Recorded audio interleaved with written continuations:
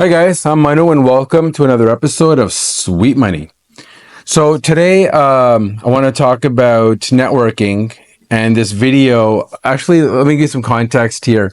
About a month ago, I made a video and the script didn't do justice, so I scrapped the video and last minute, I think it was like 11:30 at night or something, I decided to just shoot the breeze. I just spoke about random stuff about myself and my whole entry into the accounting as an entrepreneur and so on and so forth. And people really appreciated it. They really felt like they got to bond with me and they saw a different version of me. The video was unedited, so it was just a very natural experience, and it was something different that you don't see on YouTube because everything is so refined and edited and just like very glossy. So this was the opposite. So I want to do this every month. Hopefully it catches on. Hopefully you guys enjoy it as much as you did the first time around. And I was going to talk about networking, the different types of people I see that network, because I come from the corporate world, big, large Fortune 500 companies where the salespeople are the best of the best. And I got to see them very closely. And I see a lot of mistakes that my fellow networkers make in smaller companies. And if some of this can help you improve and ultimately help you close more leads, I will feel this video was worthwhile. But before that, I want to just take 2 minutes and I want to talk about something that's been bothering me for the past few days. There's been a lot of chatter in the media about this whole conflict amongst Indians. And I want to just give you my perspective on it, how I see it. I don't have any political sway. It doesn't impact me in any way, shape, or form. I'm still going to do what I do, and I just want to give you my thoughts. So the historical context is, in India, in the state of Punjab, it's predominantly Hindus and Sikhs. Sikhism is a branch of Hinduism. And then what happened is the left-wing government that was in power by the name of Congress in India for 70 years, 70, they created a very deep divide, or they tried to create a very deep divide between Hindus and Sikhs. There was a time when Hindus and Sikhs would just, marry their children into each other's families, and no one thought twice about it. It was just normal and natural. During our battles with the British, we were united. Sikhs have made amazing contributions when it comes to our military and protecting our nation. Without them, we wouldn't be where we are today. So, Sikhs are very near and dear to me, especially being a Punjabi. It's even my bond is even closer because my best friend growing up was also a Sikh boy. So they're very near and dear to me. But what's happened is, because of the divide that the Congress has created over 70 years, they funded a terrorist group who are militants, and this terrorist group is called Khalistanis. And they're a very small percentage of the Sikh population, very small, but they make it seem as if they're the majority. And it's always the loud ones that, get most of the press and the publicity and all the news coverage. So in India, Khalistan movement is almost non-existent. It's like no one even talks about it there. But in England, in Canada, US, they're more predominant, and the only commonality between these three countries that they're predominantly left-wing countries, and they've kind of supported these radical terrorist groups. So Trudeau, during the past 10 years, has allowed in a lot of bad characters. So basically all the garbage that was in India, he's brought them all in. Right? And it's embarrassing for us. We've been here for 50 years now. My grandfather was here. My father is here. I'm here. I have children. So we're 4 generations into this, and we've never experienced anything like this. It's super embarrassing. And these quote unquote Khalistanis are giving, the Sikhs a bad name. They're giving Indians a bad name. They're giving India a bad name. They're giving Canada a bad name. So it's just embarrassing for everyone involved.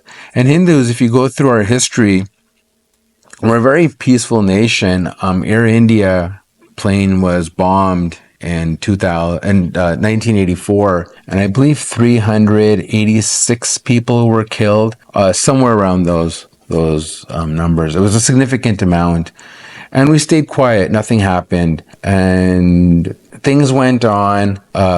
Recently, in 2020, in the past 4 years, a lot of our Hindu temples were vandalized. Hindus remained quiet because this vandalizing happened at night when no one was around, so no one was physically harmed. So we just stayed quiet, cleaned our walls up, and, just went on with business. But this time, what happened on Sunday was a bunch of Khalistanis attacked a temple in Brampton during broad daylight. One of the Khalistanis was a police officer. He was out of uniform, and he was part of the Khalistani group. They attacked the temple. The videos clearly show that, innocent Hindus were just standing there. They were hit by sticks, and it was just very barbaric, very embarrassing. There's a video of a woman who's hiding behind a car and videotaping, and all she says for 3-4 minutes is, "Oh shit, oh shit, oh shit, oh shit." It's all she kept saying. She couldn't say anything else. That's how scared she was. And then finally on Monday night, this happened Sunday night, and finally on Monday night, for the first time in my existence, my father's existence, Hindus protested. We've never protested in our life. We don't even know how to protest, like where to begin and how it all works. And all we did is we went from the temple where this happened down the block. We stood there for a few minutes, and then we came back.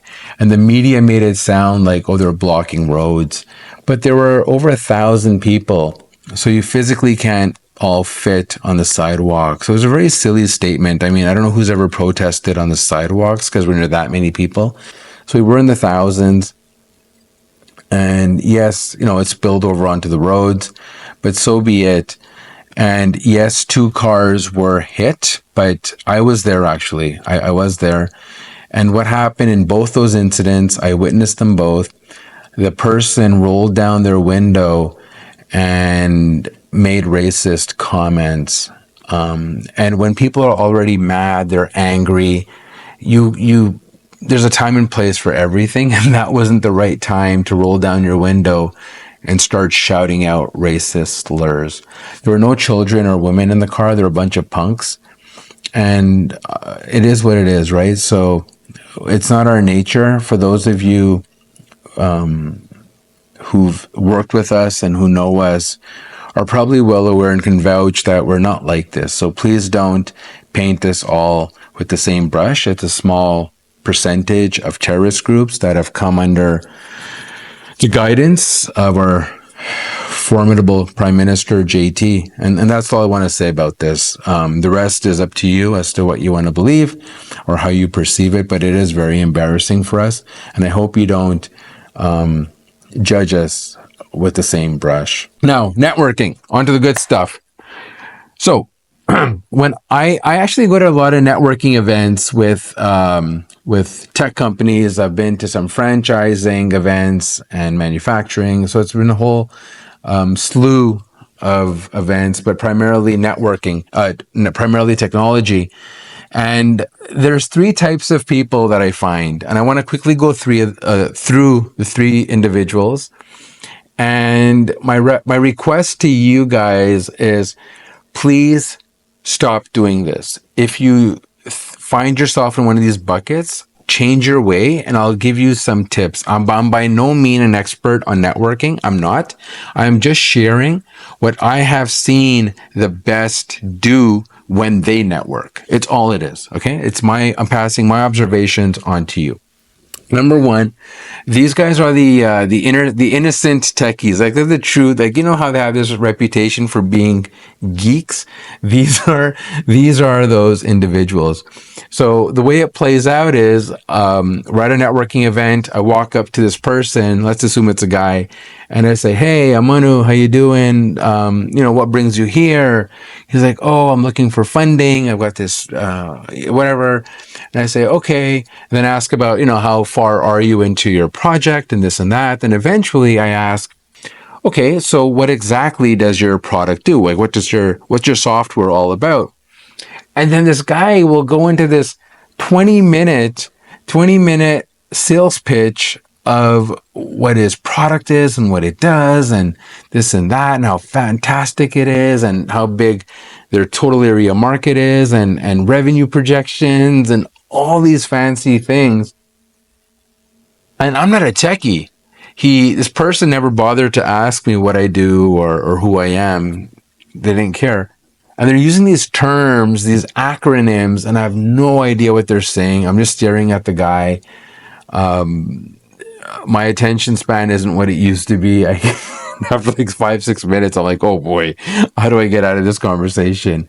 And he's just going on and on and on. And the worst part is, because he never got to understand who his audience was, he's not catering his delivery to me. He's memorized a pitch, and he's just like a robot. He just says that pitch, and he doesn't even read his audience's interest level. He's not even engaging. So the takeaway from this, guys, is always gauge the person that you're speaking to. What is their interest level? If they're starting to lose interest, it's time to pivot, ask questions, or change topics, right? Number two, know who your audience is, so that you can use terminology which is more common for everyone else to understand. It's like if I started throwing accounting and tax terms that didn't make sense to anyone, it'd be a useless video, right? And then we have the next group of people. I actually have some notes here. That was the first one. The second one is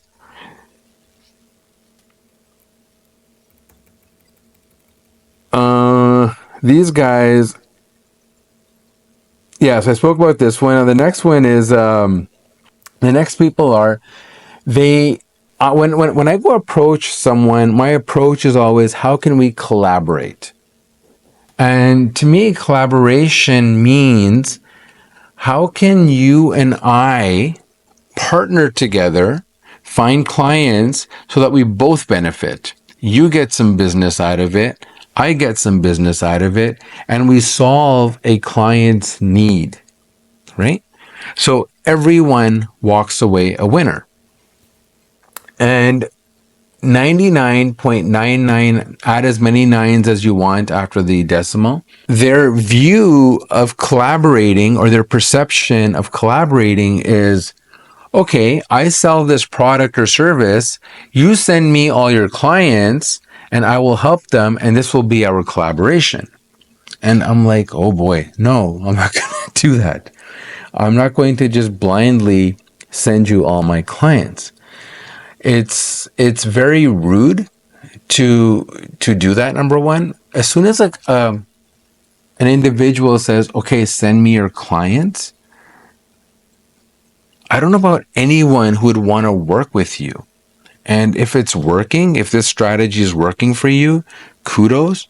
But people who think like myself just wouldn't. It's extremely rude, and you have no regard for the other person in front of you. You're not even trying to understand that you're being selfish.